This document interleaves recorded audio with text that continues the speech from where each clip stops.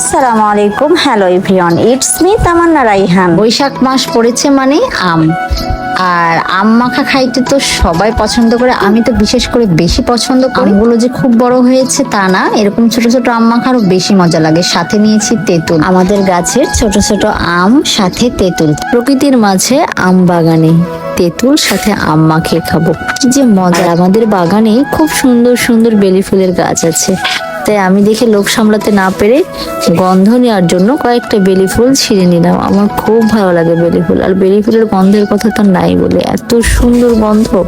তো তারপরে আমি আম মাখাতে বসে পড়েছি কলা পাতার উপরে। বলুন তো, এই প্রকৃতির মাঝে আম সাথে কলা পাতা কি সুন্দর লাগছে না দেখতে। তো আমি কয়েকদিন আগে বাবার বাসায় গেছিলাম, গিয়ে আম মাখিয়ে খেয়েছিলাম। সো সেই ব্লগটা আজকে আপনাদেরকে দিচ্ছি। দেখুন, আমি তেঁতুল খাচ্ছিলাম আর ঝাঁকি দিয়ে উঠছিলাম। মিষ্টিও ছিল কিন্তু টকও ছিল। আর আমার তেঁতুল খাওয়া দেখে কার কার জিভে জল এসেছে অবশ্যই কমেন্ট বক্সে জানাবেন।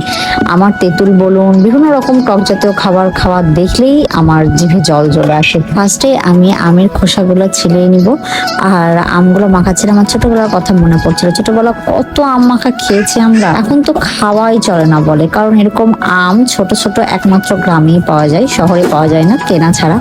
আর কেনাও হয় না ওরকম, বড় হলে পাকলে তখন খাওয়া হয়, কিন্তু কেনা ওইভাবে খাওয়া হয় না শহরে। তো আমার ছেলা কমপ্লিট, তো আমি ছিলতে ছিলতে অলরেডি মরিচের গুঁড়া আর একটু বিট লবণ দিয়ে খাওয়া শুরু করলাম। আর এই আমগুলো কাঁচা মিঠা ছিল, ফ্রোজদি ছিল। সো এত মজার ছিল, কোনো রকম টক ছিল না, খুবই মজার ছিল খাইতে। সো আমি এইভাবে কাটছিলাম আর এইভাবে কেটে মাখাবো ভাবছি, তো যার জন্য এভাবেই কেটে নিলাম। আর এইভাবে মাখিয়ে কেটে আপনারা খাবেন, দেখবেন অনেক মজা লাগবে খাইতে। সো আমি কাঁচামরিচও নিয়ে নিয়েছি অনেক কয়টা, ঝাল ঝাল হবে।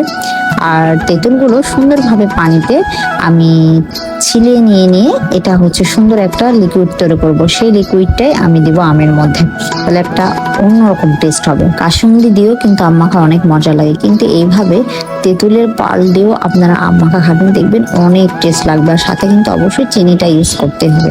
তো আমি খাঁটি সরিষার তেল দিয়ে মশলাগুলো এত সুন্দর করে মাখছিলাম, মরিচের গুঁড়া থেকে শুরু করে আপনার বিট লবণ সাথে চিনি তো অবশ্যই লাগবে।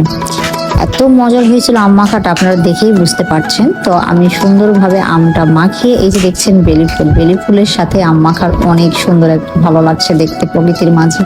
সো আমি ফার্স্টে খেলাম, খেয়ে দেখছি খুবই মজা হয়েছে, মিষ্টি মিষ্টি টক টক আর কাঁচা মিঠা টাইপের আম ছিল, তো খুবই মজার ছিল।